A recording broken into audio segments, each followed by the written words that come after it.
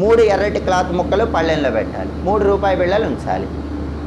దీపారాధన చేసిన తర్వాత ఒక్కొక్క క్లాత్ ముక్కలో ఒక్కొక్క రూపాయి బిళ్ళ నుంచి మూట కట్టాలి.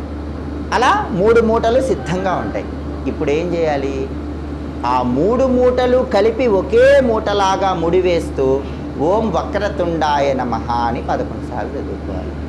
ఆ 3 రూపాయి బిళ్ళలు కట్టారు కదా, ఒక్కొక్క రూపాయి బిళ్ళ ఒక్కొక్క ఎర్రటి క్లాత్ ముక్కలో కట్టారు కదా, ఆ 3 రూపాయి బిళ్ళలు కట్టినటువంటి ఆ 3 క్లాత్ ముక్కలు అన్నీ కలిపి ఒకే ముడిలాగా వేసి ఓం వక్రతుండాయ నమః అని 11 సార్లు చదివి మీ మెయిన్ ఎంట్రన్స్కి కుడివైపు దాన్ని కట్టాలి. అంటే మీరు బయట నుంచి లోపలికి వస్తున్నారనుకోండి, మీరు బయట నుంచి లోపలికి వచ్చేటప్పుడు ఎంట్రన్స్లో మీకు రైట్ సైడ్ ఒక మేకు కొట్టి దానికి దీన్ని కట్టండి.